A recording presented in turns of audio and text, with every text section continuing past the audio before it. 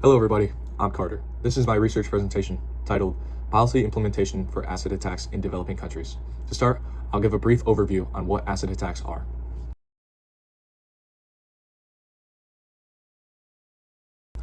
So what are acid attacks? Acid attacks are acts of violence that include the use of sulfuric, hydrochloric, or other sort of corrosive acid to disfigure or harm one's physical and psychological self.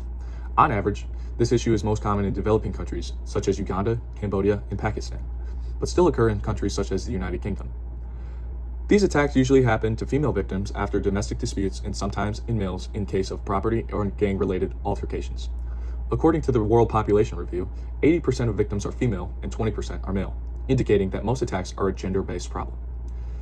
This issue is not as large as most. However, many studies suggest that the number of attacks is on the rise.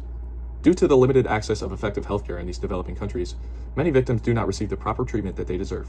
However, with increased awareness and support from policymakers and citizens from around the world, attacks can potentially be limited and survivors can get professional treatment. Here's a short history of acid attacks. Acid production began in the Victorian era of the United Kingdom at the height of the Industrial Revolution. It quickly began to spread to other regions of the world, such as Sub-Saharan Africa and Southeastern Asia. Many of the acid attack cases have been disregarded for a long time, as people didn't see it as a top priority. Here's a map showcasing hotspots of acid attacks around the globe. Many of the gray countries either misreport or don't report acid attacks at all. To combat this ongoing issue, I've created 3 policy recommendations that I believe would be helpful.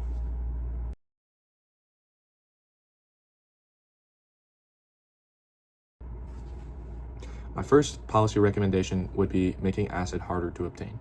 Acid is very cheap in many countries, but by regulating its sale through permits, this could hold sellers and perpetrators accountable. Many companies use these acids for production in their factories, however, but alternatives should be used to prevent this issue from going on.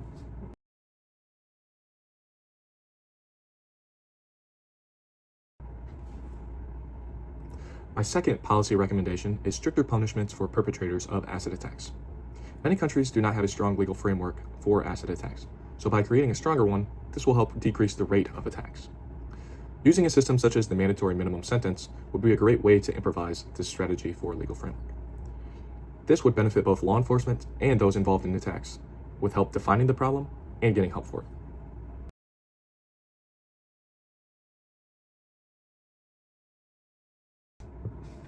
My third and final policy recommendation is increased medical funding. Through this funding, quality and quantity of medical supplies and personnel would increase in these countries, leading to a positive impact with those with psychosocial and physical struggles. This money can also be used for public education efforts to bring awareness to the general public about this issue.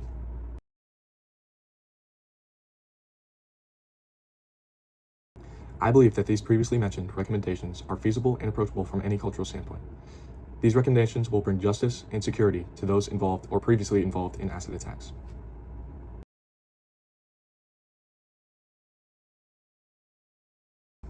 Here's 3 ways that you, the viewer, can help. You can volunteer and be a part of something like a nonprofit organization. You can spread awareness to those in your community about this issue, or you can donate to nonprofit organizations or governmental aid.